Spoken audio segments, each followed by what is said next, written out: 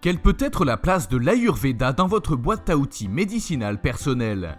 Comparons l'allopathie et l'Ayurveda pour trouver quelques réponses.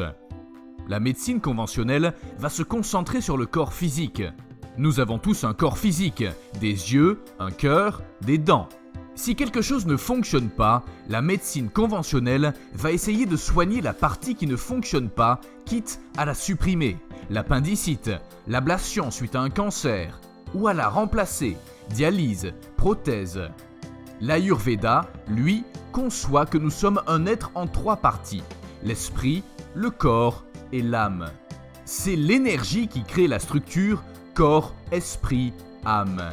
Cette énergie est divisée en 3 doshas, Vata, Pitta et Kapha, eux-mêmes constitués par les 5 éléments, eau, feu, air, espace ou éther, et terre.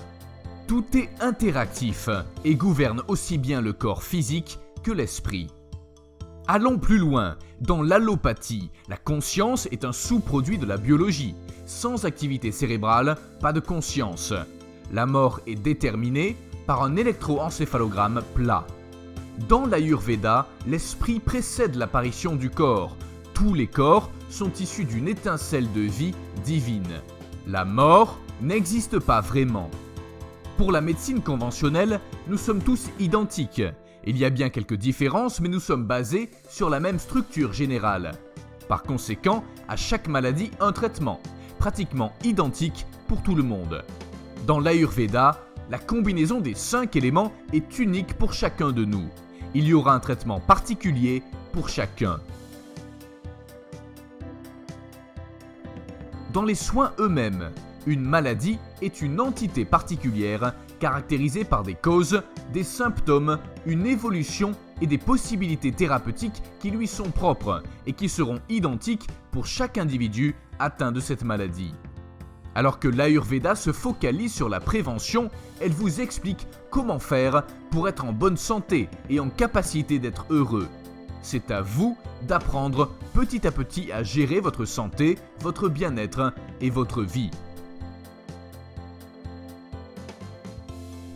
L'allopathie, lorsqu'une maladie apparaît, va étudier les résultats des analyses et les comparer à des normes. La personne est labellisée, elle devient cancéreuse, diabétique.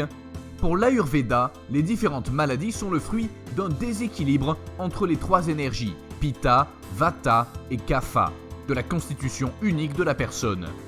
On cherchera quel est le déséquilibre, excès de Pitta, manque de Vata, pour essayer de revenir à l'équilibre propre à la personne, son terrain de base. D'un côté, le traitement lui-même sera axé sur l'obtention de renormalisation des résultats des analyses. Le but est de faire disparaître les symptômes. En général, le traitement se fait avec une panoplie de médicaments et ou d'actes chirurgicaux qui seront arrêtés dès que les symptômes auront disparu depuis suffisamment longtemps, sauf en cas de maladie chronique. Les médicaments diminuent les symptômes mais ne les font pas disparaître définitivement. De l'autre, en Ayurveda, on cherchera 2 choses. La première, soulager dans l'immédiat. La seconde, comprendre d'où provient le phénomène. En général, les causes sont multiples. Ensuite, on essaiera de le corriger en employant toute une panoplie de traitements. Changement de régime alimentaire, de lieu de vie, apport de compléments alimentaires et d'herbes destinés à rétablir l'équilibre afin que le patient s'auto-guérisse.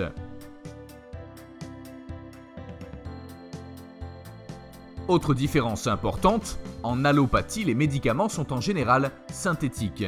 En Ayurveda, les médicaments sont naturels. Pour finir, quels sont les points forts des 2 médecines ? La médecine conventionnelle est très forte pour la médecine d'urgence, la chirurgie, les maladies graves. Il est évident que lorsque l'on a un bras cassé, il faut aller à l'hôpital. De même, en cas de maladie grave, l'allopathie sera une aide précieuse. Dans ces cas-là, allez voir votre docteur. Les points forts de l'Ayurveda sont la prévention, la prise en compte de l'unicité de la personne. Si vous voulez apprendre à faire de la prévention, à tenir compte de votre corps, de votre esprit et de votre âme, alors tournez-vous vers l'Ayurveda. En conclusion, ces 2 médecines sont complémentaires. elles devraient toutes les deux faire partie de notre boîte à outils médicinale. Et si l'Ayurveda vous semble compliqué, suivez notre chaîne. Nous allons tout faire pour vous le rendre facile. Alors abonnez-vous et merci de nous encourager avec un pouce bleu.